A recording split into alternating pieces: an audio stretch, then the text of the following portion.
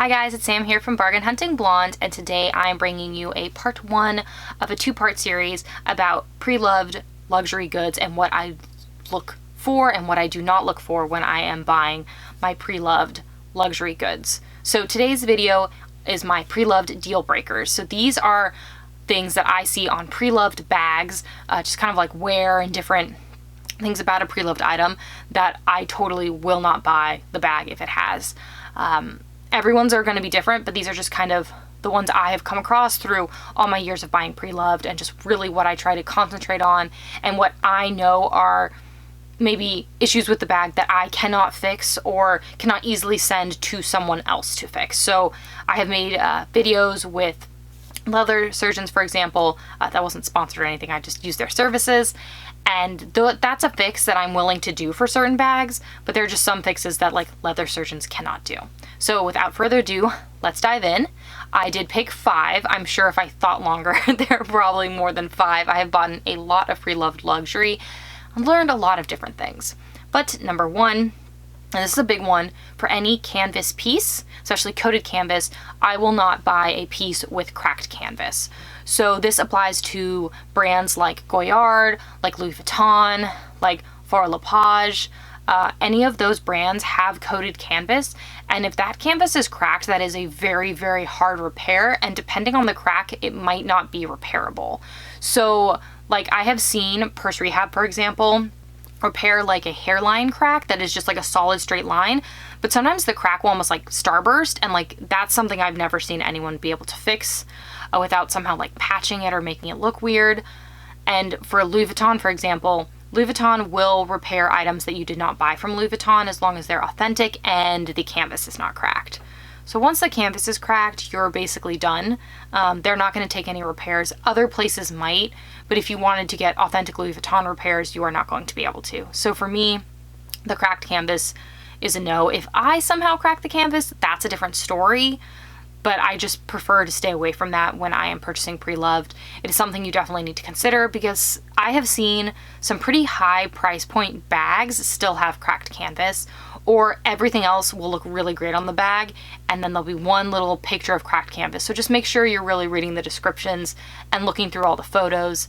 I have gotten a bag from Fashion File, it's a Louis Vuitton bum bag, so not even that old of a style, that had cracked canvas and was not disclosed in their pictures or on their description. So just really make sure that you're being careful, and if you are buying something that is coated canvas, I often like to buy from somewhere like Fashion File that does allow me to return. So that is number 1.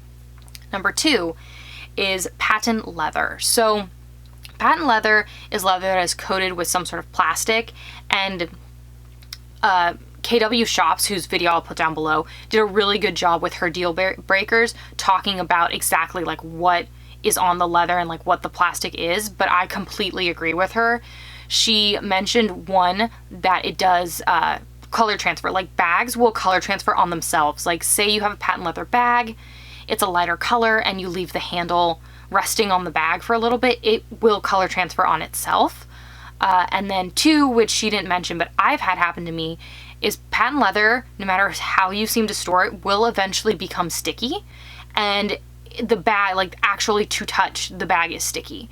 And not the interior, nothing like that, it's just the breakdown of whatever the plastic is that coats the leather.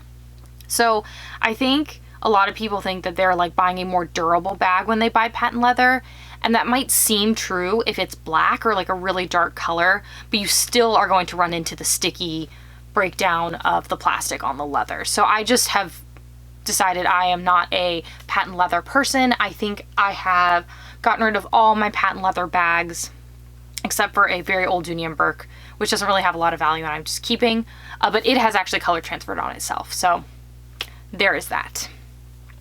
3 for me is really, really bad structure. So I understand that a lot of leather sags over time. There'll be some structural wear depending on how someone stores the bag, but I'm talking a bag that should be able to stand upright and falls down, that collapses on itself because it has no structure. So some bags, tote bags, just kind of don't have structure, but then there are other bags that do, and when they completely collapse on themselves, that's a problem, and you don't know what wear that will cause to other parts of the bag. So A little structure wear, not a big deal. A lot of structure wear is a hard no from me. Number 4 is smells. And for me, there are certain smells that I will tolerate, and there are certain smells that I will not. And really the one smell that I will not tolerate is the smell of smoke. I really don't think it is very possible to get that out of a bag, especially depending on if it's like a cloth bag versus leather. That smell just permeates everything, and I have not been able to ever effectively get that out of anything. So that's one smell that I cannot handle. I know for a lot of other people it's kind of like any smell, so they can't deal with other people's perfumes, storage smell, anything like that, but for me it's really just the smoke smell. I just do not smoke. I cannot stand the smell of smoke. It's just not for me. I'm not a smoker. No one in my family is a smoker. Yeah. And I also am not a big like fan of like any other sort of smoke that is not just like cigarette smoke. I also do not like that, and if a bag smelled like that, I'd not be down. It makes me nauseous for some reason. So yeah, no smoke smells at all. And lastly, this is one I have kind of learned the hard way, is metallic bags. So I will not buy a Preloved metallic bag. And when I'm saying metallic, I'm not talking like the Prada crystal bag that has like actual crystals on it. I'm talking about a bag that has been colored with a metallic finish. And so Chanel does this a lot, and those bags do not wear well. The metallic finish literally will rub off no matter what you try to do to the bag and how you try to like protect the bag. The metallic finish will come off on parts of the bag, if not all of the bag.